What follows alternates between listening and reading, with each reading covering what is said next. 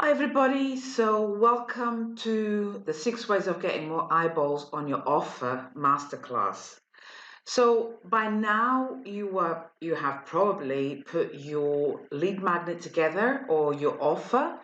Your attraction lead magnet is all in place, or maybe not. You still might need some time to work on it, and that is fine. But what I'm going to talk to you about today is some just simple ways of getting more eyeballs on your offer, because it's frustrating when you have your offer in place and you don't get any traction. You don't get anybody to see it, you don't get anybody to share it, you don't get anybody to comment it. And this is the main thing about talking about your offer. You have to have people sharing it and commenting and promoting your business for you. So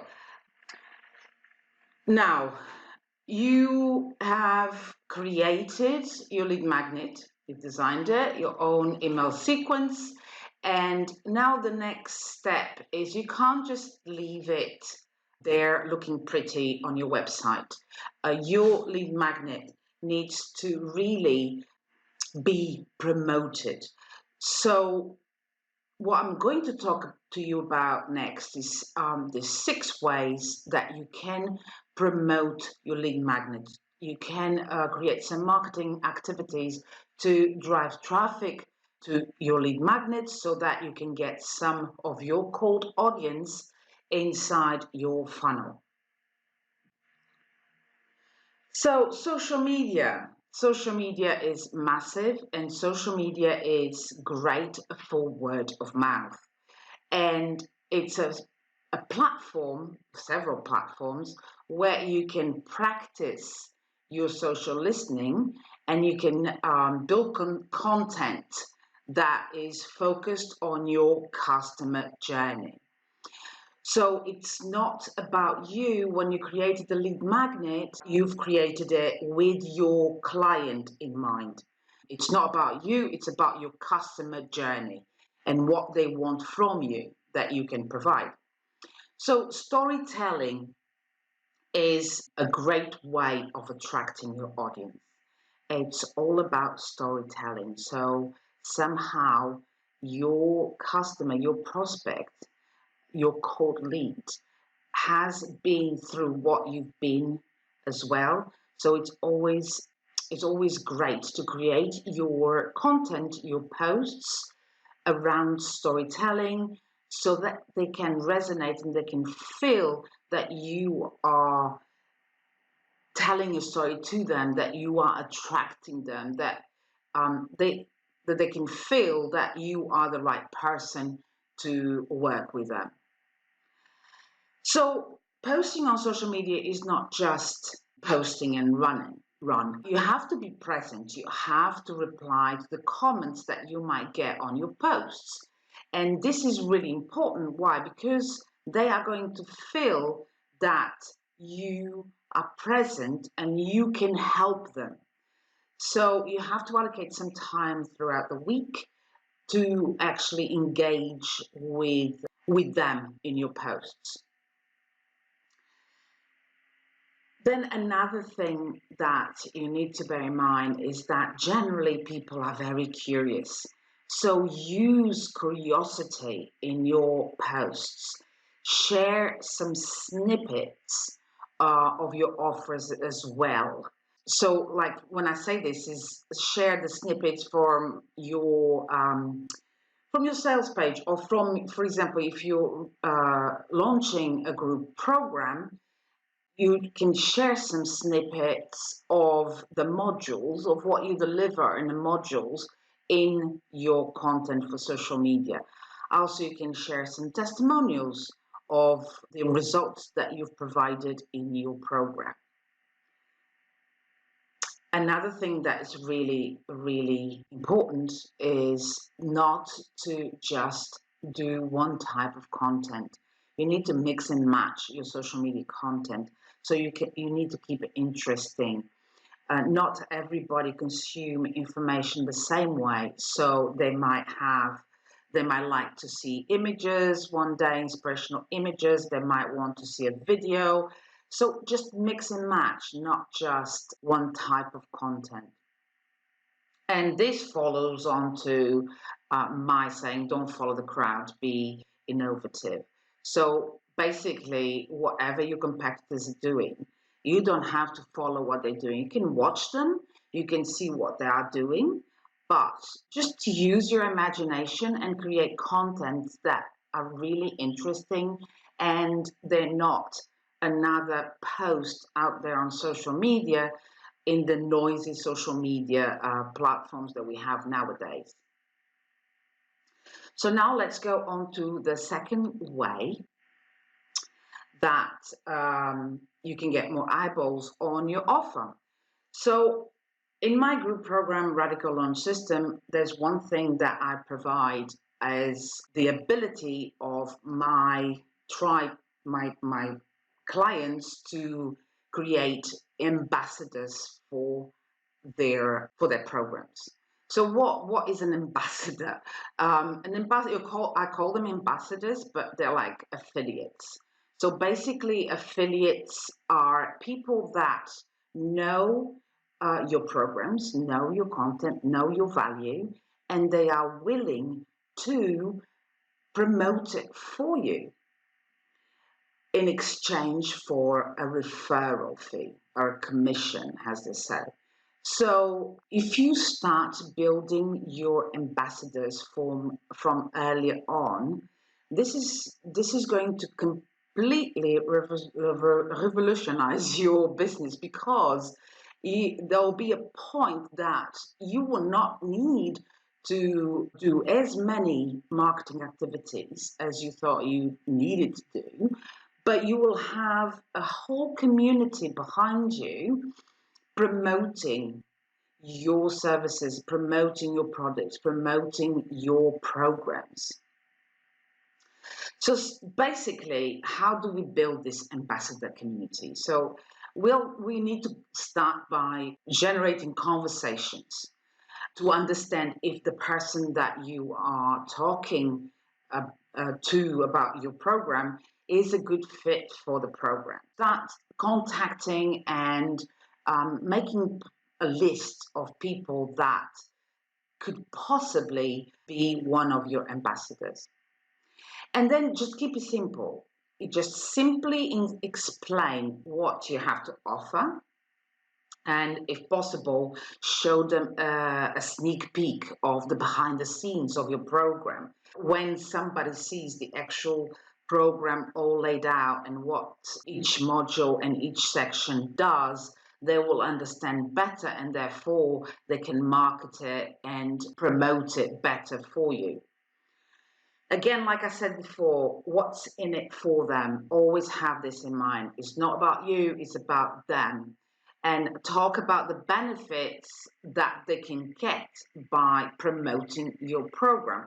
So, for example, in my Radical Launch System, I've got an affiliate program, an ambassador program, as I call it, that gives my affiliates, my ambassadors, 10% commission, which is great. Depending on the price of the programs, then you can kind of like change the commission. So some programs can be 10%, some programs can be 25%. And I've seen also other marketers giving commissions of 50%. So it has to be what you're comfortable with. And it really depends on the price of the program. So lower price programs can have a higher percentage on the commission, and high-end programs can have a lower percentage on commission. And basically, not just keep it simple, but you have to do some of the work for them. So create content and marketing materials that they can use, that are written in your language, in your brand language, with your personality, and they can just use them on their email list or on the social media platforms. And it's just simple as that. Just, they don't have to do any work. It's all done for them. So let's go on to way number 3. which is blogging. And blogging can be quite daunting for a lot of you. I know when I start blogging a while back, it all requires a plan. When I started blogging a while back, it took me quite a long time to kind of set a routine and discipline myself to blogging. But blogging is amazing because everything that you write in a blog article, it can be all those keywords, all that juicy written text that you've created, that can be all searchable online through the search engines such as Google and YouTube and Bing and whatever. But it's an amazing platform for creating the right SEO, which is search engine optimization. But the main thing is to determine the objectives. What do you want your blog to talk about? So in this case, I would probably create categories for your blog posts. Could be mindset, could be technical, how to do certain things, tutorials. It's really depending on what you have as a service, but I would separate it by categories. This is, if you separate by categories, it'll be easier to kind of organize it inside of your site. And you need to be very clear on who your audience is. Why? Because you need to know who you're talking to. You need to know their pain points, what they want, so that you can better serve, you can better educate them, and you can better inform them. Also, another technique that you can, tactic, whatever, that you can have on your blog posts, if they are organized within categories, is for every specific blog post, you can have a specific call to action. So at the end of the blog post, you can create an opt-in that takes them into either be your email list, either be watching a video on YouTube, either be sending them somewhere for an event that you've got coming up, anything. So I would really, really consider you to plan this properly, because you can't just talk about something X in a blog post and then put a Y opt-in, because that is not related. So that the opt-in and the call to action needs to be related to the specific blog post. Also, enhancing your content and adding more value on a regular basis is very good. If you can keep your blog posts evergreen, meaning that there is no time lapse on it, meaning that whatever you're talking is applicable next year, in 10 years' time. So the more evergreen blog posts you have, the better, because this is like content that will be circulating on the web forever and a day.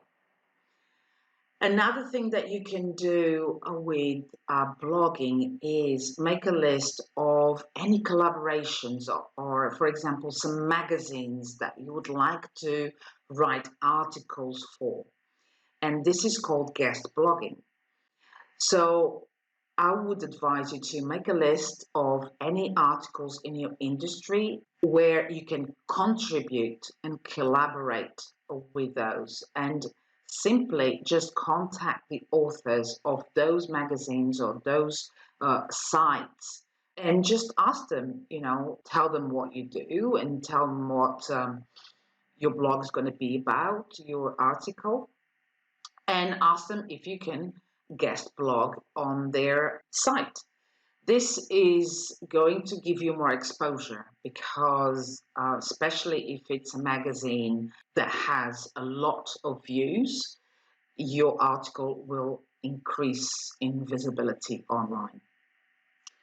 So now on to the fourth way of getting more eyeballs on your offer. And advertising, I had to talk about this. Advertising can be very, very daunting for a lot of you because it changes quite a lot. And I can only talk about Facebook advertising because that's what I'm qualified to talk about. But one of the things is you can't just rely on organic reach nowadays. Facebook, for example, is there for a reason and it's a business. And even though it has a personal profile variant to it, there's also a huge advertising and business running behind your business page on Facebook. And if you want more increase, if you want more awareness, if you want to build your awareness of your brand, you have to use ads. But you need to know how to use ads. But in the beginning, what you can do is just test the waters with ads, and also start thinking about a way of outsourcing this type of tactic. You need to kind of look at your business as profitable, and therefore you cannot do everything on your own. You have to start building a team, or you must get somebody to help you run your business with you.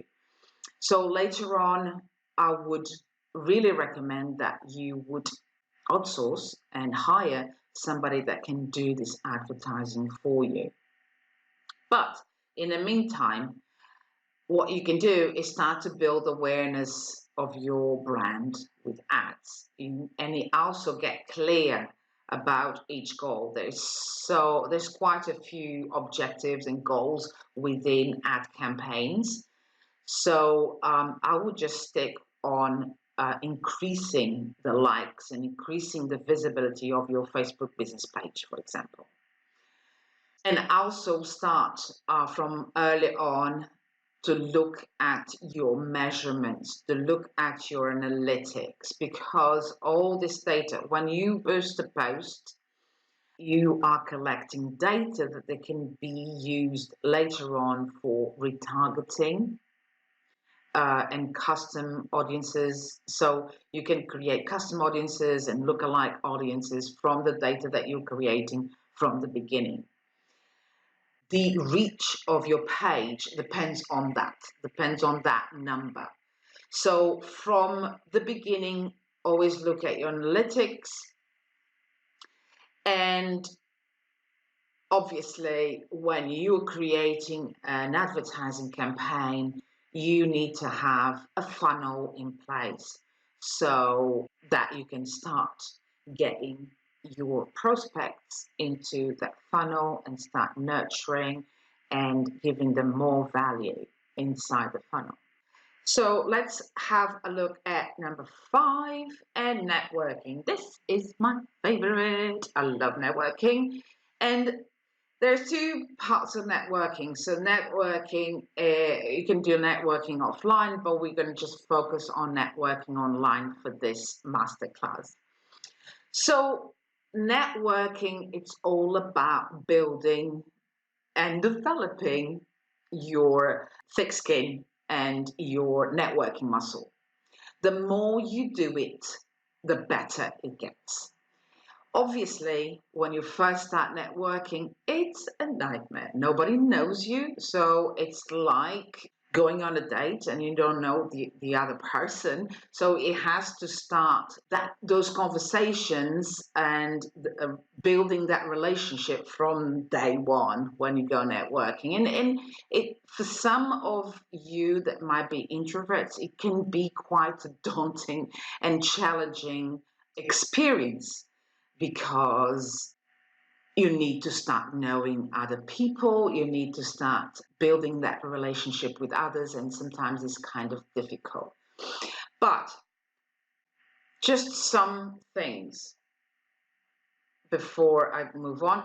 Yes, get comfortable with hearing the word no.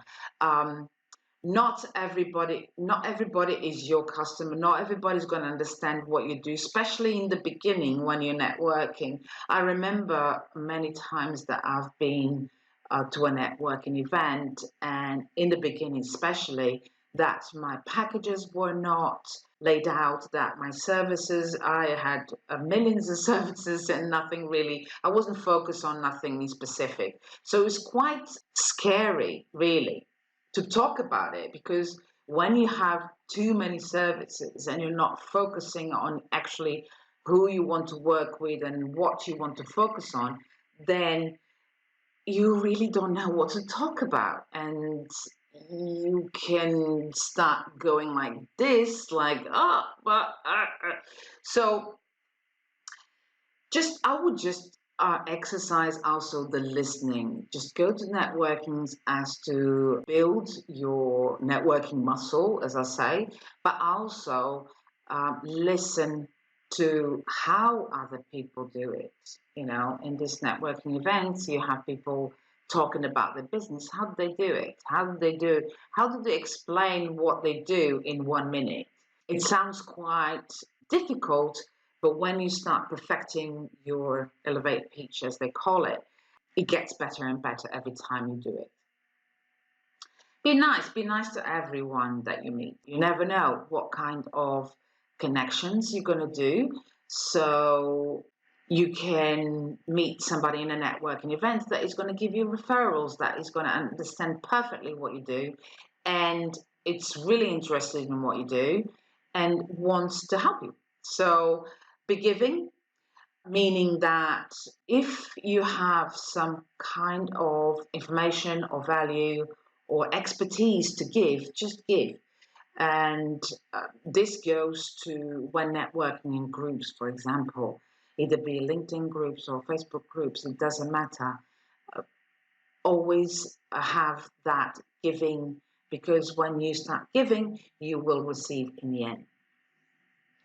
So this is all to do in growing your relationship database and building rapport, right? Building rapport with people that can possibly be one of your clients in the future.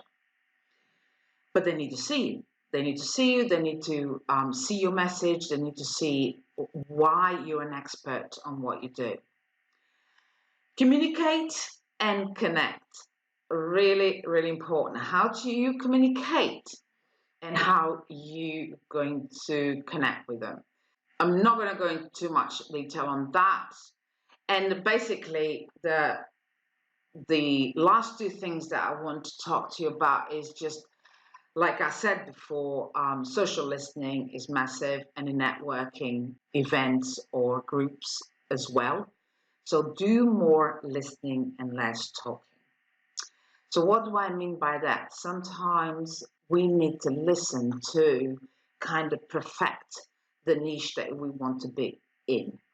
And we need to listen to what our prospects' pain points are so that we can build packages and services around that need. Less talking. Less talking, because when we talk too much, we tend to not listen enough. So, and to end this slide is the method that I use, that's the KISS method. Keep it simple, stupid. Basically, everything that you do, start small, build it up, keep it simple. Otherwise, the overwhelm will take over and nothing will be done. So now let's go to the last part of the last way, and it's speaking, public speaking, interviews, podcasts, just speaking. We need to use our voice to communicate with our prospects. And what better way than practicing speaking? And this speaking can be anything, not just, it doesn't need just to be on a stage. It can be on a video interview, it can be on a podcast, audio. So there's quite a few ways that you can start speaking and start communicating with your prospect. Obviously, if you like to be on a stage, go on. You know, it's one of the things that the majority of my clients do. It's not, they don't not just speak online, but they speak on the stage as well. Practice is key to mastering virtually every skill, and also speaking. Not just speaking on a computer, but also speaking for hundreds of people on an audience, on a stage. Also, always have like an appealing hook when you're doing your speaking events, so that people's attention span is very short. So if you can grab their attention with a hook straight away in the beginning, the better.